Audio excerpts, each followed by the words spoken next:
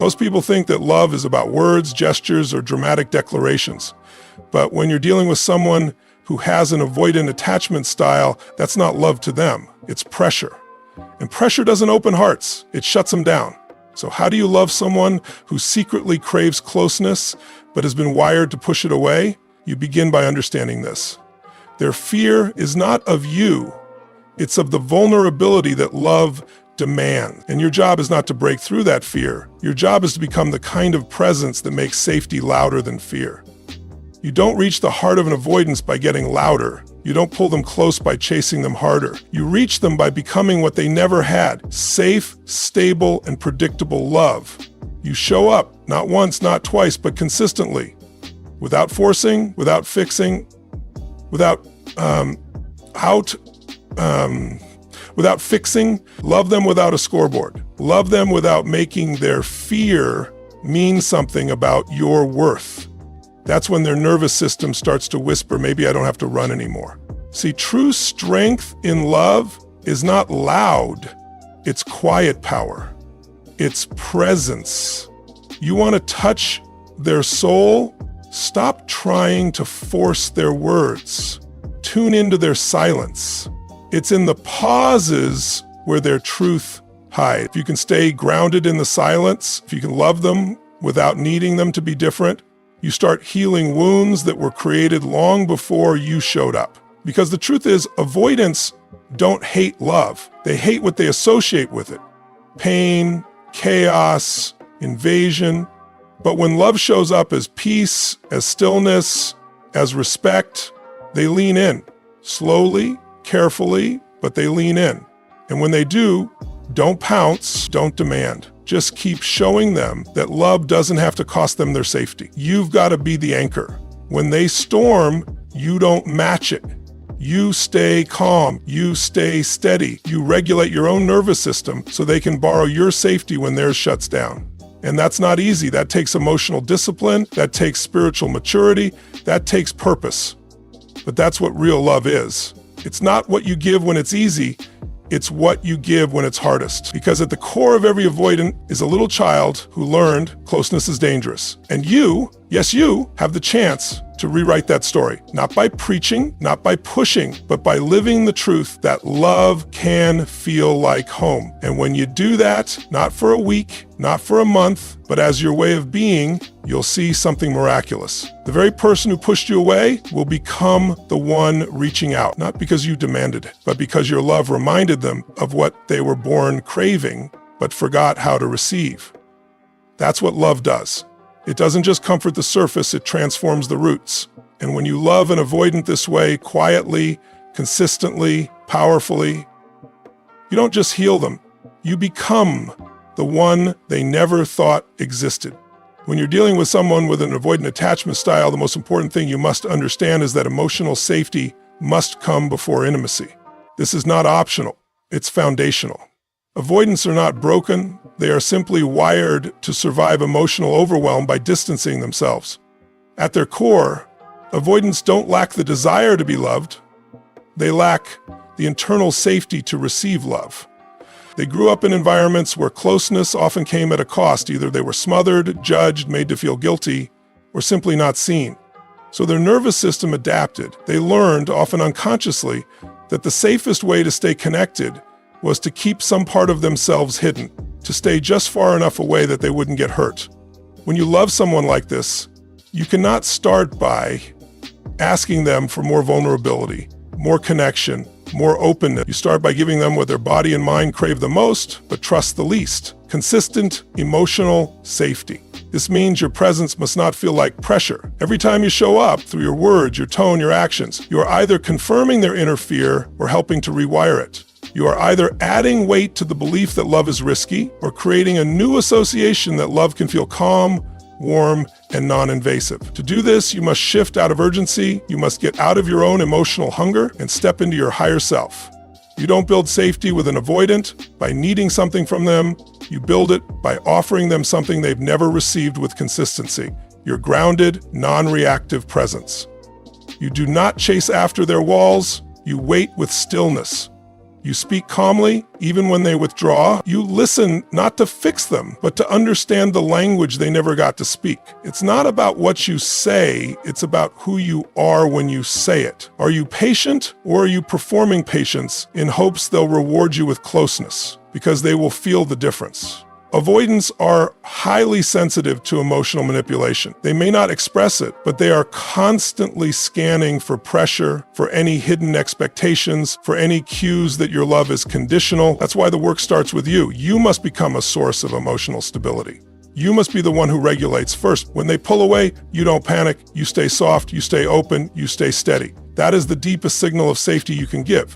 When they begin to sense that you don't need to change them to stay close, that your presence isn't a trap but a safe space, then, and only then, do their walls begin to soften. Safety is the doorway to intimacy. It's not fast, it's not flashy, but it's real. And once they feel safe, you unlock a part of them that even they've forgotten how to reach. Loving an avoidant without demanding more from them is a radical act of emotional maturity. It requires you to love not from a place of lack or need, but from a place of inner abundance. Avoidants are often misunderstood. People assume they're cold, unfeeling, or indifferent, but the truth is far more complex. They feel deeply, sometimes too deeply, and that intensity terrifies them. So instead of moving closer to the people they care about, they withdraw. Not because they don't want love, but because the expectations that come with it feel like emotional suffocation. Most people try to reach an avoidance by pulling, pushing, asking for more closeness, more words, more gestures. But all of that feels like pressure to someone whose internal wiring equates love with overwhelm. The more you demand, the more they retreat. The more you chase, the more they armor up. But when you choose to love without demand, without turning your love into a transaction, you send a new message. One that says, I see you, I accept you. I'm not here to change you, I'm here to understand you. This doesn't mean you shrink yourself or tolerate being emotionally neglected. It means you give love from a place that honors both your truth and theirs. You create space, you allow, you become still enough to hold space for them to unfold at their own pace. That is love without conditions. That is love that breathes instead of suffocates. When an avoidant senses that your love isn't laced with obligation or urgency, they begin to relax. Their defenses, which were never about you in the first place, begin to soften. To love this way, you must first release the idea that your needs are only valid if they're met right now. You must trust in the process, in timing, in your ability to self-soothe when they can't meet you emotionally in the moment. You learn to love them as they are, not as you hope they'll become. And paradoxically, that's the very thing that invites them to grow. The space you give them isn't distance, it's dignity. You are not walking away from love, you're walking with it in a way that doesn't require control. Avoidants crave someone who can hold them gently without trying to break into their inner world. And the only way they'll ever offer that inner world to you is if they feel they won't lose themselves in the process. So your task is sacred: love with presence, not pressure. Offer connection without agenda. Don't interpret their emotional pacing as rejection, it's protection. The more you can honor their rhythm, the more they'll begin to trust your love as a safe place instead of a demand they're afraid they'll never be able to meet. When you love in this way, you become the exception in their story, not because you asked for more, but because you gave more of what they've always needed. Love that waits, love that respects, and love that doesn't rush healing. Presence is one of the most powerful forms of love, especially when it comes to reaching someone with an avoidant attachment style. For someone who has learned to protect their heart by creating distance, words can often feel like noise, and emotional conversations can feel like traps. What truly moves them, what they begin to trust, is not what you say, but how you show up, your energy, your emotional frequency, your stillness. That's what speaks the loudest.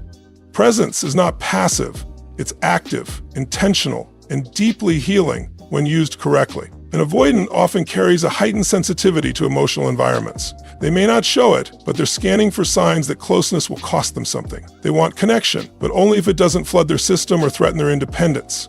That's why presence, quiet, grounded, respectful presence, is a secret doorway into their heart. It communicates safety without pressure. It says, I'm here, I'm not chasing, I'm not retreating, I'm just being. Being fully present means you are not trying to get something from them. You're not rushing the moment or looking for emotional reassurance. You're not filling the silence because you're uncomfortable. You are still attentive and calm, offering them the one thing they never learned to trust, someone who can hold space without invading it. That kind of energy is magnetic to an avoidant even if they don't know how to name it. Their nervous system starts to shift. Their guard begins to lower, not because you asked it to, but because it feels you are safe to be around. But presence takes inner work. You cannot fake it. If you're anxious, if you're emotionally chaotic on the inside, they will feel it. Even if you say the right things, your energy will betray your words. Presence means learning to regulate yourself. It means grounding your own emotions, healing your own fears of abandonment or rejection, and showing up in a way that doesn't ask them to manage your emotional state. When they feel your emotional stability, it gives them permission to feel vulnerable without fear of being overwhelmed. Avoidants don't need a flood of words or a performance of love. They need presence that feels calm, consistent, and unshakable. They are used to people who panic when they pull away or try to force them into connection. Be different. Let your stillness be your strength. Let your grounded energy say everything your words don't need to. When you become emotionally available without being emotionally intrusive, they begin to associate your presence with peace instead of pressure. That is the gateway to connection for them. It's not about saying the perfect thing. It's about being someone they can feel safe around without having to explain why. Over time, that kind of presence becomes irresistible. It calls to the part of them that wants to be seen but not chased, loved but not caged, known but not exposed. And when you master that energy, they will begin to open not because you demanded it, but because your presence made it safe enough to do so. When someone with an avoidant attachment pulls away, it can feel deeply personal. It can trigger your own fears of abandonment, fears of not being enough, fears that love always has to be hard. But the truth is, their withdrawal isn't about you, it's about their survival instincts. They've been conditioned to equate closeness with vulnerability, and vulnerability with danger. So when emotional intensity rises, even in the name of love, their first impulse is to retreat, not to hurt you, but to protect themselves. The most powerful thing you can do in that moment is to respond consciously instead of reacting emotionally. Most people react. They get scared, and their fear becomes the driver. They chase, they demand, they question, they make ultimatums. But all of that only confirms the avoidant's inner belief that intimacy means losing control, that love means chaos, that being close to someone means having to give up their sense of self. The key to reaching them isn't by pulling harder, it's by stepping into emotional mastery. It's about learning to pause, breathe, and respond from a place of grounded awareness instead of wounded fear. Conscious response begins with regulating your own nervous system. You must learn to sit in the discomfort of their distance without making it a reflection of your worth. This is the space where your higher self must lead. Instead of falling into panic, you choose presence. Instead of confrontation, you choose compassion. You understand that their silence isn't rejection, it's a protective pause. And when you meet that pause with grace instead of pressure, you create a new emotional pattern. You show them that love can stay calm even when things get tense. Avoidants are not used to people who can hold emotional tension without exploding or collapsing. When they pull away and you don't chase, when they get quiet and you don't accuse, when they freeze and you stay warm, that's when they start to trust. Not because you said the right thing, but because you embodied the safety they never had. You become the exception to their story. Not the person who demands more than they can give, but the person who sees their fear and doesn't take it personally. This doesn't mean you suppress your feelings, it means you lead with your healed self, not your wounded one. You express your truth with kindness, not urgency. You say, I'm here, I'm not gonna push, I respect your space, and I'll be present when you're ready. That kind of emotional intelligence isn't weak, it's powerful. It teaches through energy, not just words. And avoidants respond to energy more than anything else. When you learn to respond consciously, you become a safe space instead of another trigger. You give them something they've rarely experienced, emotional room to return on their own terms. And when they do, it won't be out of guilt or obligation. It will be because your response didn't push them away further. It invited them gently to come closer. When we talk about emotional validation, most people think it means simply listening and offering empathy. But with an avoidant, validation needs to go deeper than just emotional acknowledgement. What they need is validation of their independence, their space, their right to have boundaries, because that's the area where they felt most misunderstood and criticized in the past. While they may appreciate emotional support, what truly builds trust with an avoidant is when you honor the way they love, not just the feelings they express. Avoidants are often shamed for needing space. They've grown up hearing things like, "You're too distant," "You're cold," or "You never open up." So they learn to suppress parts of themselves just to function in relationships. But beneath that distancing is a deep fear of losing control, of being swallowed by someone else's emotional needs. That fear doesn't vanish with affection. It fades when they feel respected. When you tell an avoidant, "I understand your need for space and I trust your process," something profound happens inside of them. They begin to breathe, they begin to relax in your presence, because for the first time, they're not being asked to trade their autonomy for love. Validating their independence doesn't mean you ignore your own needs. It means you choose to see their emotional distance, not as a personal attack, but as a defense strategy. You can acknowledge your needs while still affirming their emotional rhythm. You might say, "I want to connect with you, but I also understand that you need time to process things on your own. That's okay, I'm not going anywhere." That kind of balanced approach tells them, "I see you, I hear you, and I don't need you to change to be lovable." You must become emotionally secure enough to validate their need for space without needing them to reassure you every time they pull back. That means doing your own inner work so you don't interpret their boundaries as rejections. Because if you try to force emotional closeness when they're not ready, they'll perceive your love as control. And control is the very thing they fear the most. But if you allow space, while still showing up with kindness and steadiness, you give them the most healing message of all. You're allowed to be you, and I'll still love you. This is where true intimacy is born. Not from taking away their independence, but from walking beside it. Not from pushing into their world, but from being the kind of person they want to let in. Over time, they start to realize that love doesn't have to cost them their freedom. That in the right relationship, they don't have to run just to feel safe. When you validate not just their emotions, but their very way of navigating life, you give them the rarest experience they've ever had. A love that doesn't suffocate, a connection that doesn't require a mask, and a bond that honors who they are, not just who you want them to become. Loving someone with an avoidant attachment style requires emotional strength, not emotional intensity. It calls for you to become the anchor, not the storm.